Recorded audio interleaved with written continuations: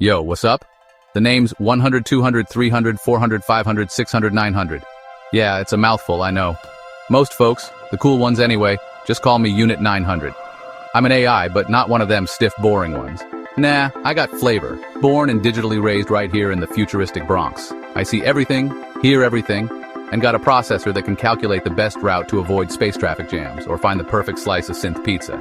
My partner? That's Captain N, coolest dude you'll ever meet, and I ain't just saying that because he recharges my batteries. He's a top cop, part of this elite squad. Think cops from back in the day, but with way cooler gadgets. Captain N, he's the real deal.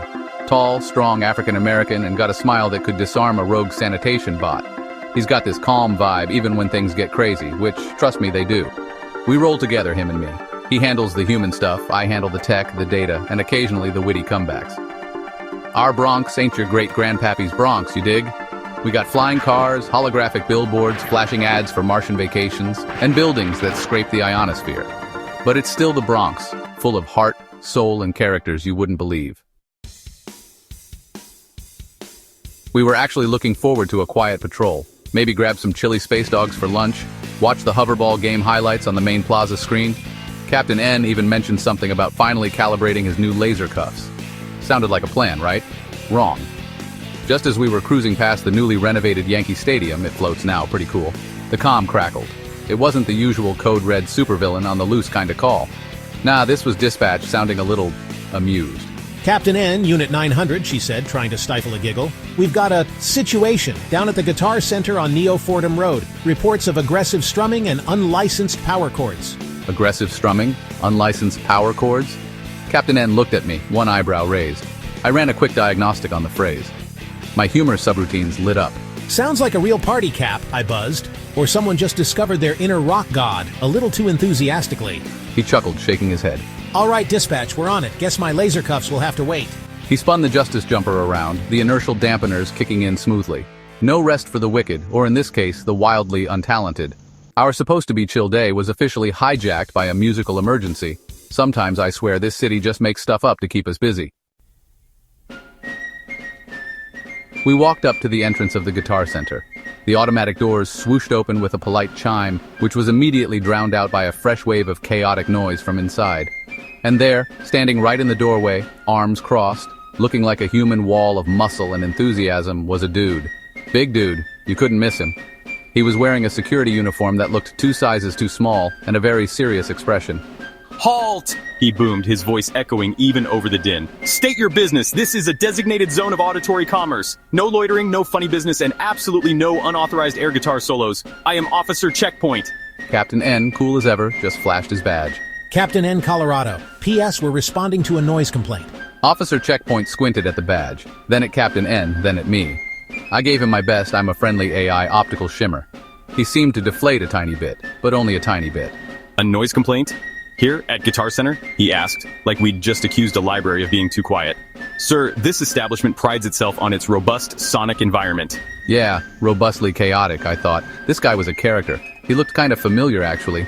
Like that old-timey wrestler dude, John Cena. The resemblance was uncanny. Right down to the you can't see me hand wave he almost did.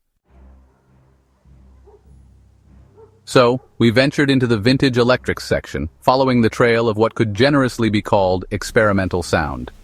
Officer Checkpoint trailed behind us, muttering about maintaining sonic integrity. The place was packed with guitars of all shapes and sizes gleaming under the spotlights.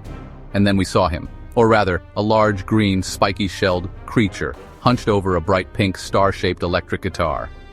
It was Bowser, yes, Bowser, king of the C.O.P.S. What in the name of Neo-Brooklyn was he doing here trying to play guitar? He had the strap way too tight and his giant claws were making a terrible screeching sound as he dragged them across the strings. Next to him, a small, hyperactive dog with a C.O.P.S K9 unit vest was barking excitedly, chasing the reflections of light glinting off the guitar's glossy finish. That had to be Blitz, one of the C.O.P.S mascot dogs. He was supposed to be with Officer Barricade, not running wild in a music store. Bowser let out a frustrated roar, which was somehow more melodic than his guitar playing. Why won't this stupid string box make the cool noises like in the cartoons? He grumbled, whacking the guitar against a nearby amplifier, producing a deafening feedback squeal. My audio dampeners went into overdrive. Just when I thought things couldn't get any more bizarre, a new player entered the scene, or rather, glided onto it. A figure emerged from behind a towering stack of Marshall amps, moving with a smooth, almost liquid grace. He was tall and lanky, dressed in a shimmering, color-shifting suit that seemed to pulse with its own internal light. His hair was styled in two distinct, vibrant colors, electric blue on one side, neon green on the other. This had to be Turbo Two-Tone, the legendary prankster of Empire City. He wasn't a bad guy, not really. Just a dude who loved chaos and had a flair for the dramatic, and apparently a thing for music stores. Well, what have we here? A private concert, or is this the auditions for Empire City's Got No Talent? He winked at Bowser, who just looked confused. Captain N groaned softly. Turbo, what are you doing here? Suddenly, more C.O.P.S officers started arriving. Must have been the backup Captain N had quietly called. Or maybe they just followed the sound of Checkpoint's booming voice. We had Officer Mace, looking tough as nails, and Officer Bulletproof, his armor gleaming. Even Highway and Mainframe showed up, looking a bit bewildered. More esteemed members of Empire City's finest. Perfect timing. I was just thinking this place needed a little more harmony. And that's when he started his prank. From behind the amps, he produced an armful of brightly colored, cheap-looking electric guitars. Gentlemen and ladies of the law, in the spirit of community outreach and fostering interdepartmental creativity, I present you with these tokens of rock and roll. Turbo announced, his voice amplified by his microphone, and he started handing out the guitars. Mace looked at the neon pink guitar Turbo thrust at him like it was an alien artifact. Bulletproof got a sparkly blue one that clashed horribly with his uniform. Highway awkwardly held a yellow star-shaped one, clearly unsure what to do with it. Go on, don't be shy, let your inner rock stars shine. The officers looked at Captain N, confused. Captain N just sighed. This was classic Turbo. Checkpoint was having a meltdown. Unauthorized distribution of musical instruments. This is a violation of Section 3, Subsection B, Paragraph 4 of the Guitar Center Conduct Code. Cease and desist this impromptu instrumentation immediately. But it was too late. Some of the younger officers, egged on by Turbo, were actually trying to strum the guitars. Captain N finally managed to restore some semblance of order.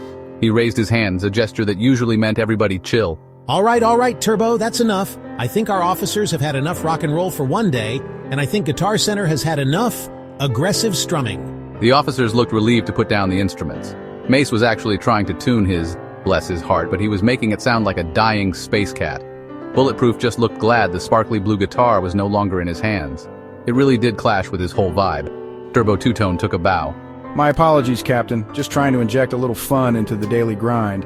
You gotta admit, they looked pretty good with those axes, didn't they? Future C.O.P.S rock band, maybe?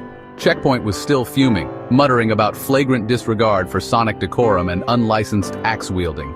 I patted his arm with one of my manipulator digits. It's okay, Officer Checkpoint. No vintage guitars were permanently harmed in the making of this musical interlude. Mostly. Section 8, Hard Rock Bound Victory Lap, Bronx Style. All right, team, I think after all that excitement, we deserve a break. What do you say we head over to the Hard Rock Cafe? My treat. Ooh, do they have those giant burgers, the ones with the onion rings stacked like a skyscraper? They sure do, big guy. And maybe some non-alcoholic space mead for you, Turbo.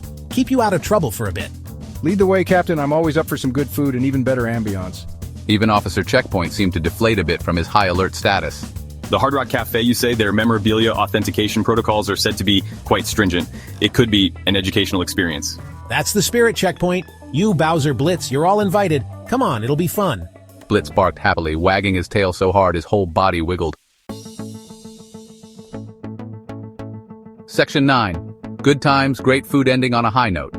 The Hard Rock Cafe was exactly what you'd expect, but amplified by a factor of 1,000 future style.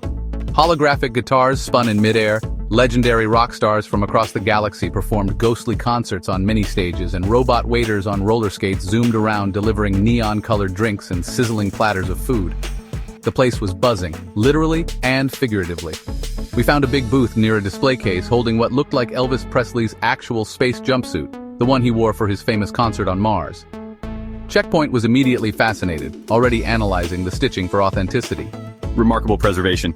Bowser, true to form, ordered the volcano burger, which was indeed as tall as a small skyscraper and came with a warning label. Blitz happily munched on some bacon-flavored dog treats Captain N always kept in his pocket. Turbo Two-Tone was regaling us with stories of his past pranks, each one more elaborate than the last. Captain N and I just kicked back, enjoying the controlled chaos. He got a massive plate of space ribs, and I plugged into the cafe's high-speed network for a data refresh, which for me is like a gourmet meal. The music was loud, the food was good, and the company, well, it was definitely interesting. As Bowser valiantly battled his burger, occasionally losing an onion ring to a stealthy blitz, I saw Captain N looking around, a genuine smile on his face. You know, Unit 900, some days this job is all about chasing down intergalactic smugglers or defusing reality-warping bombs. And some days it's about making sure a giant turtle doesn't accidentally start a noise riot in a guitar store. And you know what? Both kinds of days are pretty good. I processed that. He was right, it wasn't always about the big flashy stuff.